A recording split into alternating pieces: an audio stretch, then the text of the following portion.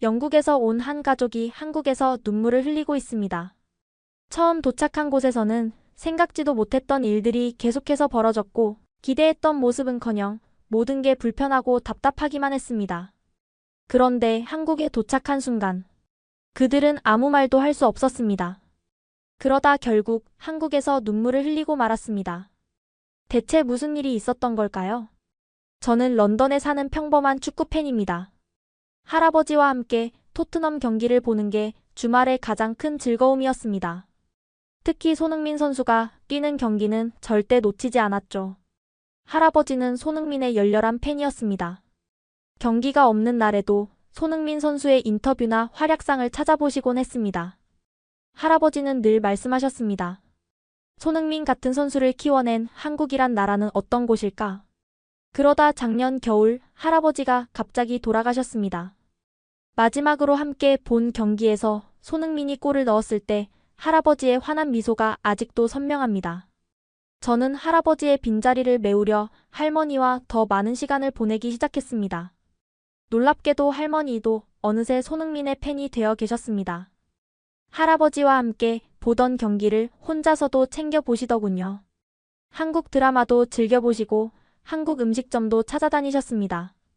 어느 날 저녁 할머니와 김치찌개를 먹으며 이야기를 나누다가 문득 생각이 났습니다. 할머니, 우리 한국에 한번 가보면 어떨까요? 할아버지가 그토록 궁금해하시던 곳인데 할머니는 잠시 생각에 잠기더니 말씀하셨습니다.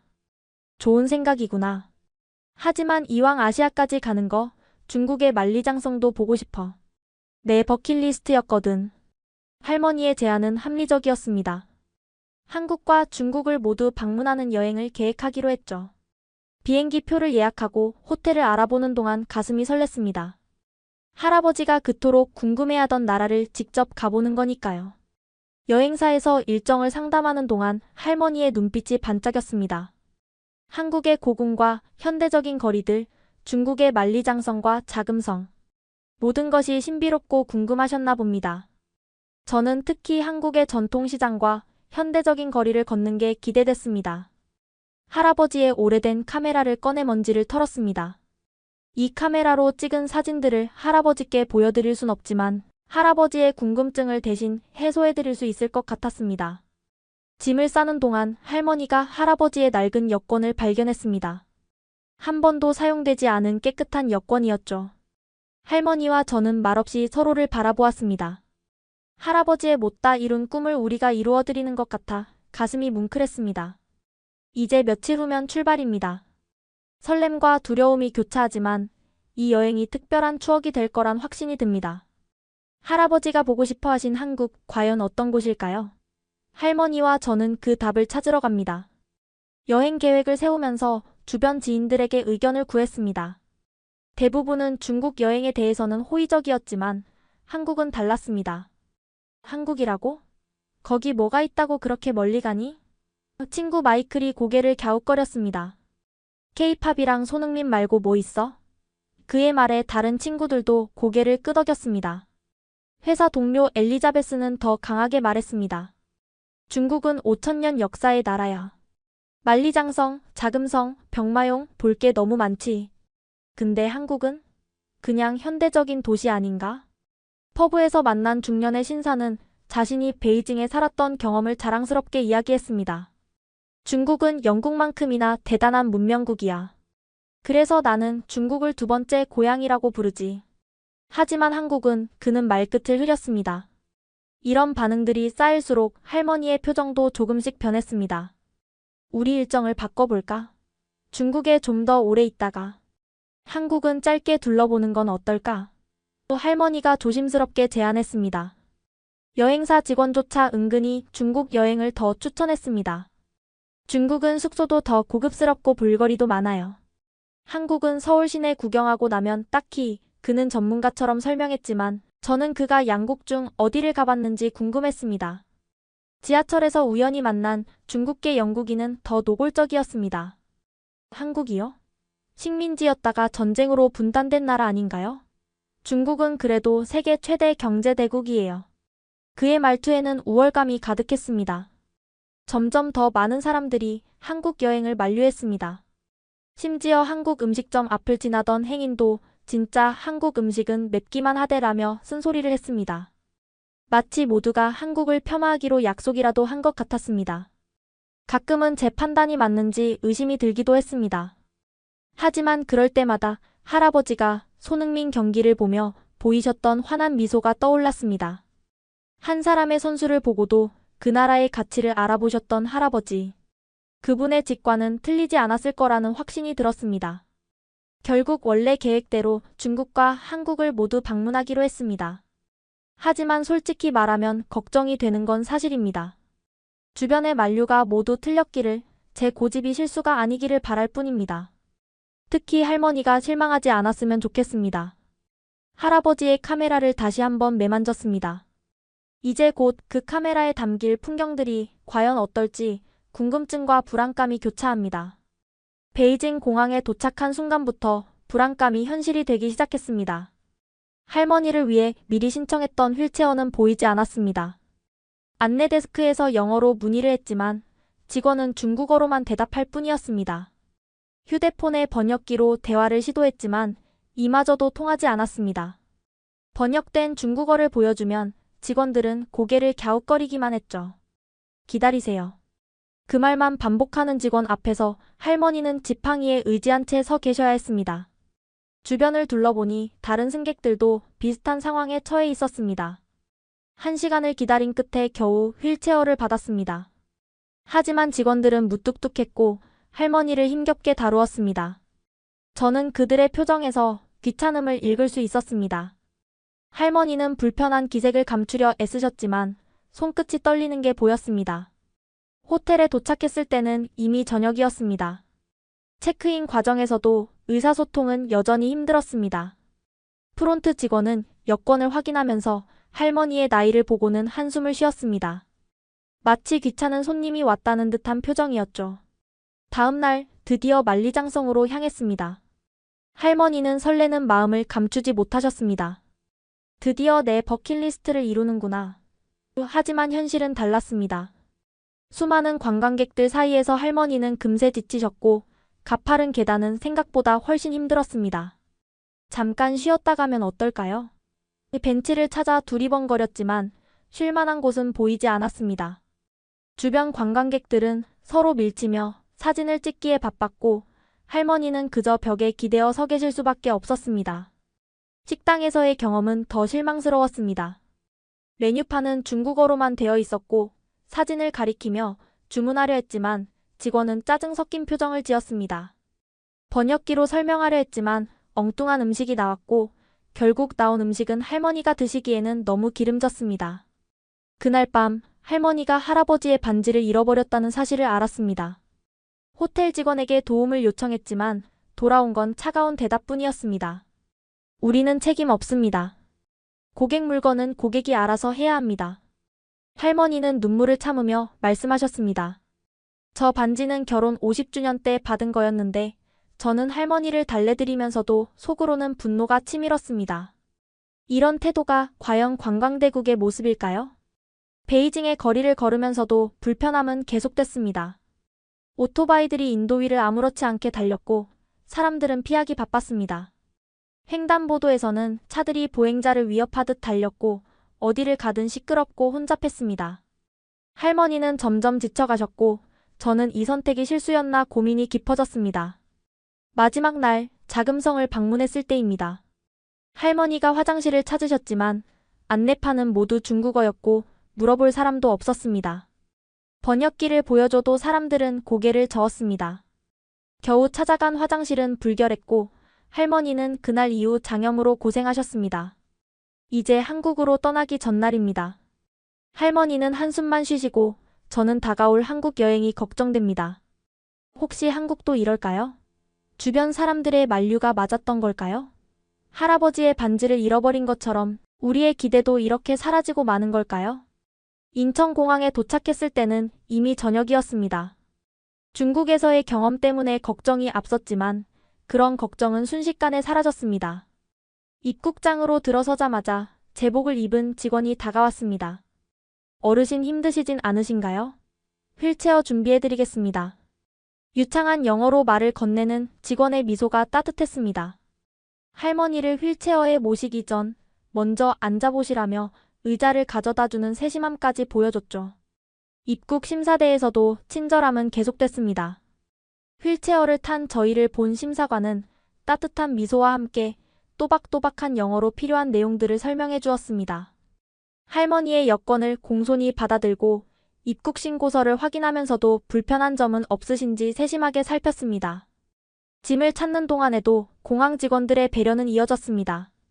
무거운 캐리어를 옮기는 것을 보더니 자발적으로 도와주겠다고 나섰습니다. 어르신 호텔까지 가시는 길 안내해드릴까요? 그들은 택시 승강장까지 함께 걸어주며 안전한 택시를 잡아주었습니다. 택시기사님은 더욱 놀라웠습니다. 할머니가 타시는 것을 보고는 히터 온도를 알맞게 조절하고 차량 흔들림을 최소화하기 위해 천천히 운전했습니다. 영국에서 오셨다고요? 우리나라 겨울이 많이 춥죠? 그는 할머니와 대화를 나누며 편안한 분위기를 만들어 주었습니다. 호텔에 도착하자 직원이 밝은 미소로 맞이했습니다. 할머님, 장시간 비행으로 피곤하실 텐데 따뜻한 차 한 잔 준비해드렸습니다. 체크인하는 동안 할머니는 은은한 대추차를 음미하셨습니다. 객실까지 안내하면서도 짐을 들어주고 방의 모든 시설을 자세히 설명해 주었죠. 다음 날 아침 근처 식당에서 첫 식사를 했습니다. 어머님, 저희 집은 백김치도 있어요. 매운 걸 못 드시면 이걸로 드셔보세요. 주인 아주머니는 할머니를 위해 덜 매운 김치를 따로 내어주셨습니다. 그러다 노란빛이 도는 계란말이 한 접시를 서비스로 가져다 주셨는데 한 입 먹어보곤 놀라지 않을 수 없었습니다. 부드러운 계란 사이사이에 당근, 파, 양파가 은은하게 들어있어 식감이 환상적이었고 간이 너무나 완벽했습니다. 이게 정말 계란으로만 만든 건가요? 할머니가 감탄하며 물으시자 주방에서 일하시는 분들이 환하게 웃으셨습니다. 런던의 미슐랭 레스토랑에서도 맛보지 못한 맛이었죠. 거리를 걸을 때도 한국은 달랐습니다. 지하철역에서 계단을 오르내릴 때마다 젊은이들이 자연스럽게 할머니를 도와주었습니다. 길을 묻자 친절하게 설명해주는 것은 물론 목적지까지 데려다 주겠다고 하는 분들도 있었습니다. 백화점에 들렀을 때의 일입니다. 직원이 할머니의 피로를 눈치채고는 가까운 의자를 내어주었습니다. 어르신, 여기서 잠시 쉬다 가세요. 제가 물 한 잔 가져다 드릴게요. 그들의 배려에 할머니의 눈시울이 붉어졌습니다. 전통시장에서는 더욱 감동적인 일이 있었습니다. 빵집 앞을 지나다 따뜻한 단팥빵 냄새에 이끌려 들어갔습니다. 할머니는 갓 나온 단팥빵을 한 입 베어 물고는 눈을 크게 뜨셨습니다. 어머나, 이게 뭐니? 런던의 베이글보다 훨씬 맛있구나. 그 말씀을 들은 주인 아주머니는 환하게 웃으며 단팥빵을 하나 더 봉지에 담아주셨습니다. 할머니, 우리 어머니도 단팥빵을 참 좋아하셨어요. 이것도 드셔보세요. 서비스예요. 저녁 식사를 하러 식당에 들어섰을 때였습니다. 쌀쌀한 바람을 맞고 들어온 할머니를 보자마자 식당 주인이 다가왔습니다. 어머나, 할머니 추우시겠어요.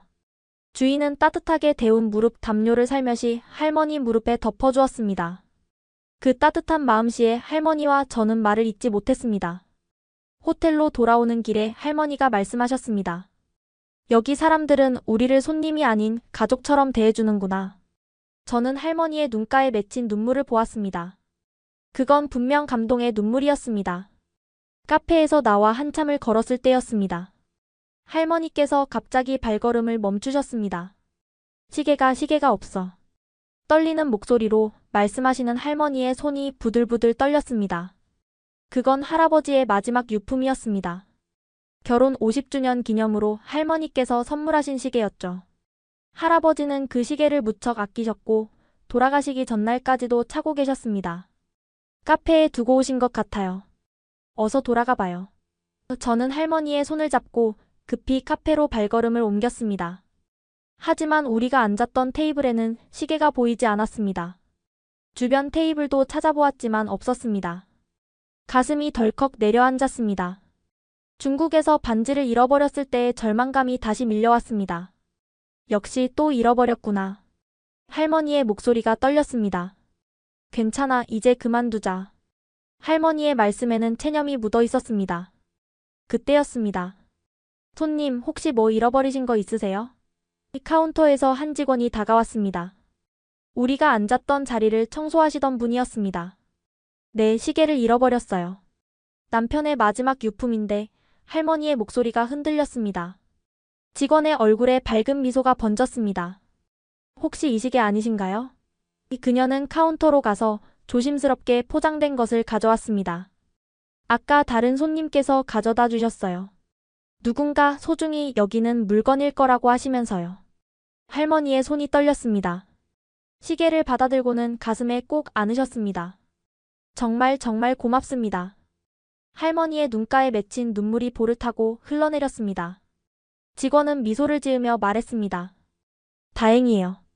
저희 어머니도 돌아가신 아버지의 물건을 소중히 간직하고 계세요. 그래서 이 시계가 얼마나 소중하실지 알 것 같았어요. 그 순간 제 마음속에서 무언가가 울컥 솟구쳤습니다. 중국에서의 쓰라린 기억이 떠올랐습니다. 그곳에서는 직원들이 우리의 마음을 전혀 이해하지 못했습니다. 하지만 여기 이 나라의 사람들은 달랐습니다. 카페를 다시 나서면서 할머니가 말씀하셨습니다. 여기 사람들은 뭔가 다르구나. 물건의 가치를 아는 게 아니라 그 물건에 담긴 마음을 아는 것 같아. 저는 고개를 끄덕였습니다. 거리를 걸으며 할머니는 계속해서 시계를 매만지셨습니다. 내 할아버지가 이걸 잃어버렸다면 얼마나 속상해하셨을까. 할머니의 목소리에는 그리움이 가득했습니다. 우리는 그날 저녁 내내 할아버지 이야기를 나눴습니다. 시계를 찾은 것이 마치 할아버지의 마지막 선물 같다고 할머니는 말씀하셨습니다. 이 나라에서는 소중한 것들이 결코 쉽게 사라지지 않는다는 것을 우리는 그날 깊이 깨달았습니다. 마지막 날 아침, 작은 시장에서 아침 식사를 하고 있었습니다. 할머니는 따뜻한 호빵을 한 입 베어 물고는 생각에 잠기셨습니다. 내 할아버지가 이걸 맛보셨다면 얼마나 좋아하셨을까. 한국에서의 모든 순간이 특별했습니다. 처음 먹어본 백김치의 은은한 맛, 정성스럽게 구워낸 계란말이의 부드러움, 따뜻한 호빵의 포근함까지. 할머니는 매 순간 할아버지를 떠올리셨습니다. 손흥민 선수 이야기로 시작해서 이렇게 한국의 맛과 정을 느끼게 될 줄은 몰랐구나. 할머니의 말씀에 저도 고개를 끄덕였습니다. 할아버지가 그토록 궁금해하시던 이유를 이제야 알 것 같았습니다. 시장 골목을 걷다가 작은 반찬 가게 앞에 멈췄습니다. 할머니는 창가에 진열된 밑반찬들을 하나하나 유심히 보셨습니다. 우리 집에서도 이런 반찬을 만들어 볼까? 할머니의 목소리에는 설렘이 가득했습니다. 주인 아주머니가 할머니의 관심을 알아채고는 맛보기용 김치를 내어주셨습니다. 이건 제가 어제 담근 거예요. 한번 드셔보세요. 할머니는 김치를 맛보시고는 환하게 웃으셨습니다. 이렇게 맛있는 걸 집에서도 만들 수 있다니. 반찬 가게 주인은 김치 담그는 법을 하나하나 설명해 주셨습니다. 할머니는 휴대폰을 꺼내 영상까지 찍으셨죠. 런던에 돌아가면 꼭 만들어 볼 거예요. 우리 아들과 며느리도 좋아할 것 같아요. 문득 할아버지의 카메라에 담긴 사진들이 생각났습니다. 공항의 친절한 직원들, 식당의 따뜻한 배려, 시장 상인들의 정겨운 미소까지. 이 모든 순간들이 할아버지의 카메라에 담겼습니다. 할아버지도 이 사진들을 보실 수 있다면 좋았을 텐데 제 말에 할머니는 잠시 눈을 감으셨다가 천천히 미소를 지으셨습니다. 괜찮아. 할아버지는 지금 우리와 함께 이 모든 걸 보고 계실 거야. 귀국 비행기를 타기 전 할머니와 저는 공항 라운지에서 마지막 차 한 잔을 나누었습니다. 비행기에 오르며 할머니가 제 손을 꼭 잡으시며 말씀하셨습니다. 다음에는 제주도도 가보고 싶구나. 내 할아버지가 좋아하셨을 것 같은 곳이 더 많이 있을 것 같아. 저는 할머니의 손을 꼭 잡았습니다. 창밖으로 보이는 한국의 마지막 풍경을 바라보며 생각했습니다. 할아버지는 알고 계셨던 걸까요? 한국이 이토록 따뜻한 나라일 거라는 것을. 손흥민 선수의 미소 속에 담긴 이 나라의 진정한 모습을. 할아버지, 우리가 대신 보고 왔어요. 할아버지가 그토록 궁금해하시던 이 나라의 모든 것을요. 제 마음속으로 조용히 속삭였습니다. 할머니의 눈가에 맺힌 눈물이 햇살에 반짝였습니다. 오늘 영상은 여기까지입니다. 이처럼 한국은 정말 특별한 나라입니다. 길을 잃어도 누군가 먼저 다가와 도와주고 음식점에 가면 정성과 배려가 가득 담긴 음식을 내어주며 늦은 밤거리도 안전하게 걸을 수 있죠. 카페에서도, 시장에서도, 길거리에서도 우리는 따뜻한 정을 느낄 수 있었습니다.